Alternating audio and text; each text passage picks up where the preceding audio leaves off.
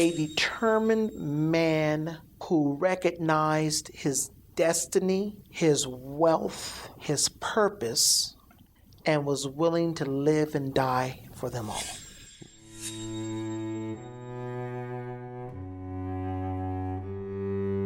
At the time when he was growing up, he had no idea that he would be the one to be the leader of the movement. But by the grace of God, we believe he became that leader. Close friends, the two Reverends, Martin Luther King and James Peters, experienced the pressure of segregation in America. The churches were deeply segregated. The YMCA was segregated. Vern Howard, chairman of the Dr. Martin Luther King Jr. Holiday Commission and project manager of the world-renowned Dr. Martin Luther King Jr. Monument in Denver. Believe it or not, segregation has been in America since America's been America. However, Martin Luther King paved the way to a brighter future. Dr. King, first of all, his real name was Michael. He was 6 years old when his father changed both their names to Martin Luther after the 14th century religious leader. He grew up in the midst of all of the segregation that is known to the Deep South, but with a father who was a Baptist minister and a mother who was a retired school teacher. Dr. King never saw color.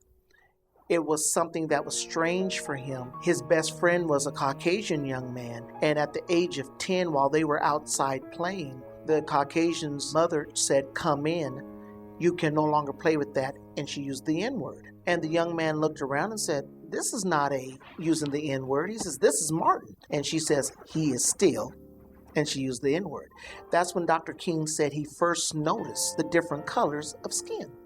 After graduating high school at 15, he went to study at Morehouse College, and from there went to Corsair University in Boston, where he got his doctorate in theology. At an early age, Dr. King had adopted and embraced the nonviolent way of life.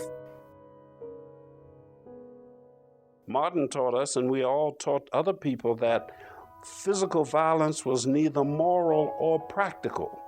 At 26, Martin Luther King moved to Montgomery, Alabama with his wife and young daughter in 1955. During this time, the bus system was deeply segregated.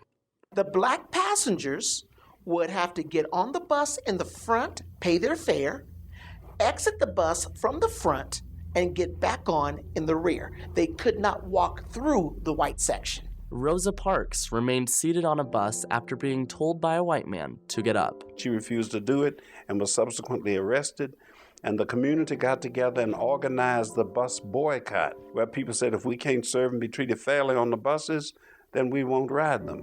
Martin Luther King was working as a pastor at a Baptist church in Montgomery. You have to understand that in the black community, the church was the center of community life. And the minister was the one person who was free to speak out against the system. Rosa Parks first heard Dr. King speak in August of 1955. She made the comment that we finally have something here. Dr. King became the president of the Montgomery Improvement Association to lead the bus boycott.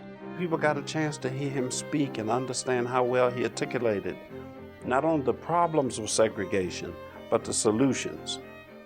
To rise up and fight, but not physically. Initially looking to desegregate the buses on black routes, King and many others began the 381-day boycott of Montgomery's public transportation system. Well, the victory came about and was so paramount because they overturned segregation on the buses altogether. There was no longer a colored section and a white section. It was just one bus, first come, first served.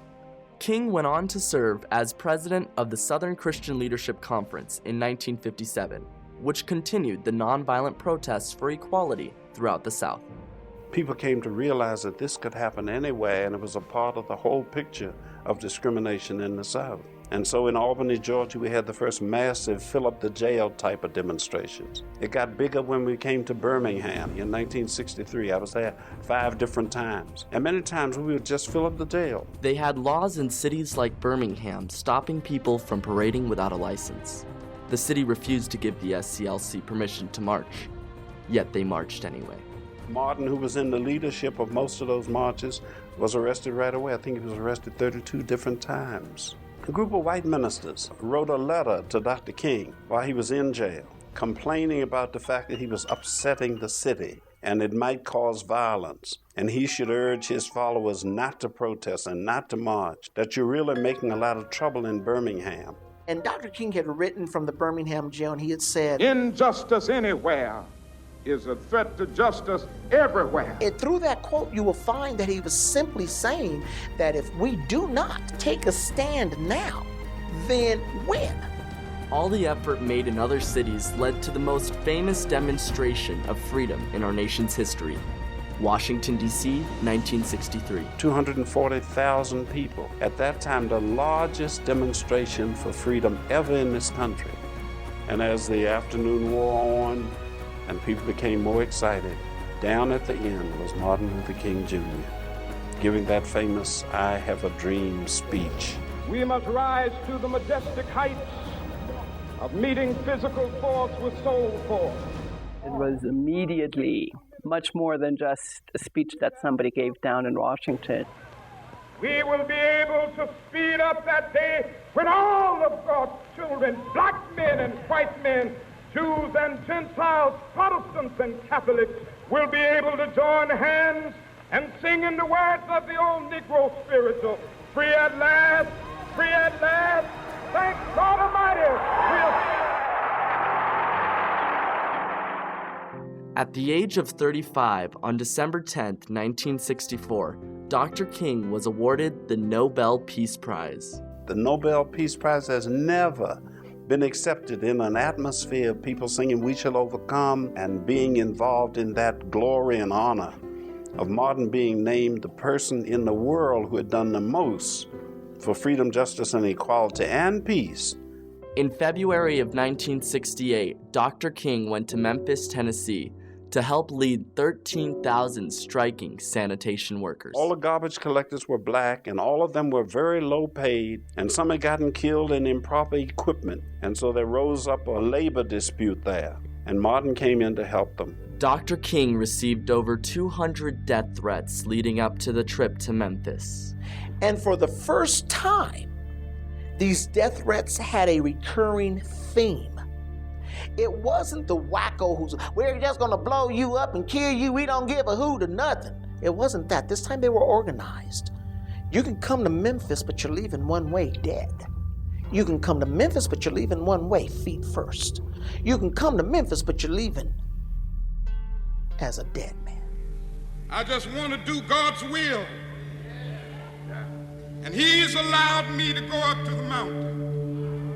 And I've looked over and I've seen the promised land. I may not get there with you, but I want you to know tonight that we as a people will get to the promised land. When Dr. King backed away from the podium, you could see that he had came to terms with everything that was going on. They said the next morning he woke up like a brand new person, laughing, joking, had a pillow fight with Andrew Young and Jesse Jackson.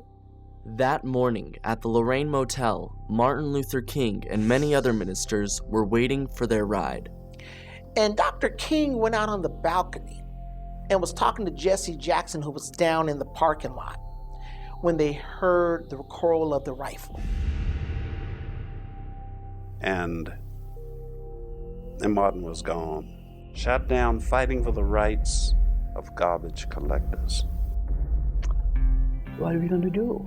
He was by far the most important, most motivating, most valuable leader in that entire movement. And it was such a profound sense of loss, but there was also an immediate decision to make sure that just killing Dr. King would not kill the movement. The King Civil Rights Movement gave birth to the women's movement, the farm workers movement, the gay movement, the Latino movement.